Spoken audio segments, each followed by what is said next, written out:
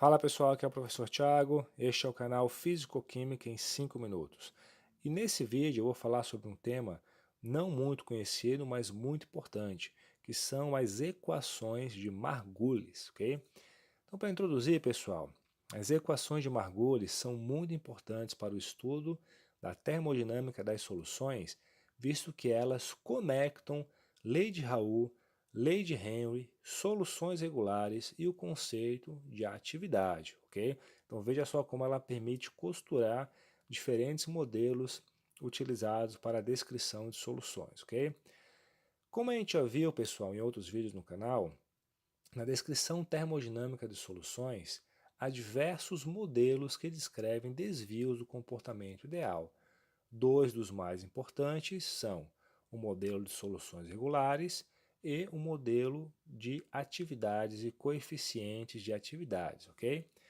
No modelo de soluções regulares, todo desvio da idealidade se concentra no parâmetro beta que eu utilizei para descrever a entalpia de excesso. Alguns livros também usam a letra xi, a letra grega xi, ok? Já quando a gente utiliza o conceito, o formalismo de atividades, a gente concentra todo o desvio da idealidade no chamado coeficiente de atividade, ok? Então, as equações de Margulis relacionam o parâmetro gama, ou seja, o coeficiente de atividade, com o parâmetro beta, utilizado para a descrição das entalpias de excesso das soluções regulares, ok? Ou seja, essas equações combinam o modelo de soluções regulares com o formalismo das atividades, ok? Então, para uma solução binária, pessoal, de um componente A com um componente B, as equações de Margulis são como mostrados no vídeo, ok? Podemos escrever para o coeficiente de atividade do componente A e para o coeficiente de atividade do componente B. A figura aqui embaixo, pessoal, mostra como varia o coeficiente de atividade segundo essa equação em função da fração molar.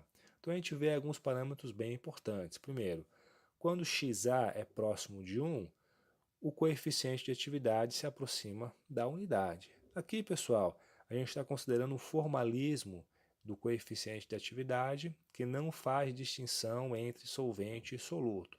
Recomendo você ver o vídeo sobre a atividade no canal para entender isso um pouquinho melhor. Outro ponto interessante é que quando beta é igual a zero, a gente tem que o coeficiente de atividade é 1 para toda a composição, ou seja, comportamento ideal. E quanto mais o beta se afasta de zero, seja para valores positivos ou para valores negativos, mais o coeficiente de atividade também afasta da unidade, ok? Aqui, pessoal, a gente vai chegar numa equação que é bem interessante, que nos traz bastante informação útil para o estudo das soluções, ok? Então, para soluções não ideais, a gente sabe que a gente pode escrever que a atividade é igual ao produto do coeficiente de atividade pela fração molar.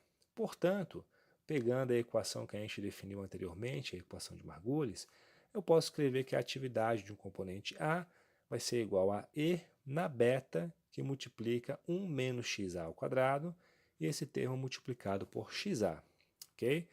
Então, seguindo essa convenção, pessoal, de não fazer distinção entre solvente e soluto para a definição do coeficiente de atividade, que significa dizer que a gente vai tratar o ar como solvente, a gente pode escrever a atividade da substância A como a razão entre a pressão parcial de vapor da substância pela pressão de vapor dela pura, ok? Se nós combinarmos as duas equações anteriores, podemos escrever essa equação que está destacada na caixa vermelha, ok? E a análise gráfica dessa equação para diferentes valores de beta resulta em uma interessante síntese para as principais teorias de soluções, ok? É isso que está mostrado nessa figura aqui, pessoal. Recomendo que você tente fazer esse gráfico no Excel. Então eu fiz várias curvas para diferentes valores de beta, que são os numerozinhos ali em cima da curva, ok? Então alguns pontos que vale a pena destacar. Quando o beta for igual a zero, a equação se reduz a PA sobre PA asterisco igual a XA.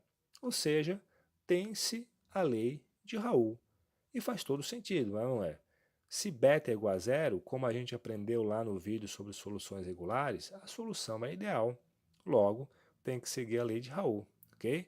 Se beta for maior que zero, ou seja, positivo, a gente observa desvios positivos da lei de Raul, como mostrado pela curva verde e a curva roxa, ok?